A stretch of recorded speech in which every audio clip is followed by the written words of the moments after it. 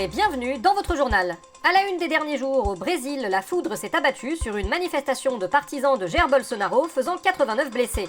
D'après les témoins, les mots « le paradis est antifasciste » se seraient formés dans le ciel avec des nuages. Réseaux sociaux, l'Union européenne a ouvert une enquête sur le modèle de langage Grok après que ce dernier a généré des images de femmes et d'enfants réels nus. Une décision de justice à ce sujet est attendue d'ici 2048. Justice, le maire de la ville d'Orange, Yann Bompard, lui-même fils de l'ancien maire d'Orange, Jacques Bompard, a été condamné à 5 ans d'inéligibilité pour emploi fictif. Voilà la preuve qu'on ne peut pas faire confiance à la France insoumise. Mais j'ai dit Yann Bompard, pas Manuel Bompard. Et alors? Il s'appelle Bompard, les deux doivent bien avoir un lien de parenté. Bah déjà non, et en plus Yann et Jacques Bompard sont des proches du Rassemblement National. Jacques Bompard c'est même un des cofondateurs du FN. Ah! Eh bah ils perdent rien pour attendre, hein. États-Unis, la révolte gronde à Minneapolis et dans les villes alentours après les meurtres perpétrés par des agents de la police de l'immigration.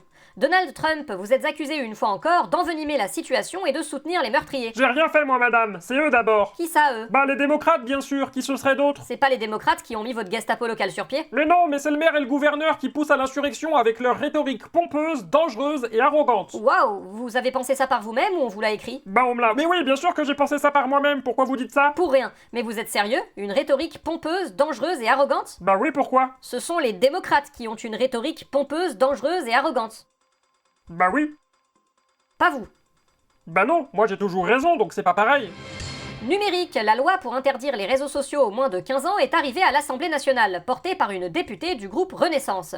Laure Miller, bonjour. Bonjour. Laure Miller, est-ce qu'une telle loi, qui empêcherait l'accès des ados aux réseaux sociaux, ne risquerait pas d'avoir un impact négatif en repliant sur eux-mêmes des adolescents qui s'en servent parfois comme exutoire? Non, les réseaux sociaux ont un impact principalement négatif aujourd'hui.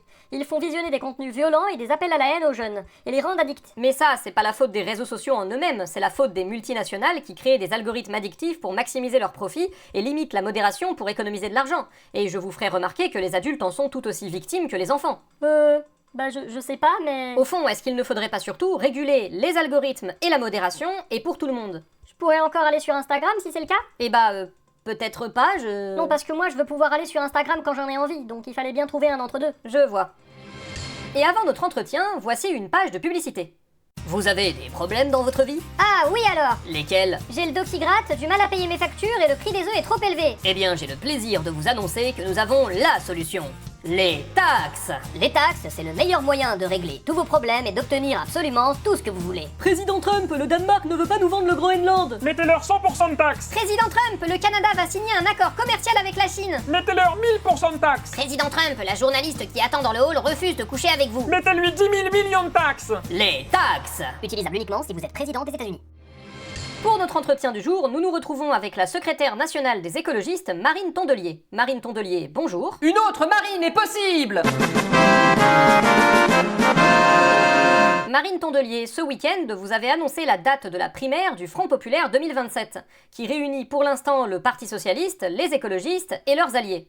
Elle aura lieu en octobre prochain. Tout à fait, et on compte bien embarquer tout le monde avec nous. Mais les dernières actions du Parti Socialiste n'entrent-elles pas en contradiction avec les valeurs de votre propre parti? Ils ont refusé de censurer le gouvernement de Sébastien Lecornu et ont noué des accords avec la majorité macroniste. Non mais ça va, on n'est pas d'accord, mais au final ça n'a rien d'idéologique ce qu'ils ont fait. Ah bon? Mais oui, ils ont pas fait ça parce qu'ils seraient de droite, ils ont fait ça juste parce que c'est des opportunistes carriéristes et cyniques qui pensent d'abord à leur survie politique et pas spécialement à l'intérêt général. Et ça, c'est compatible avec les valeurs de votre mouvement et de cette primaire? Bien sûr, il y en a plein chez les écologistes des opportunistes carriéristes et cyniques, et notre but c'est de faire une primaire de tous les opportunistes, de Jean-Luc Mélenchon à François Hollande. Car je tiens à rappeler que ce qui nous rassemble est plus important que ce qui nous divise.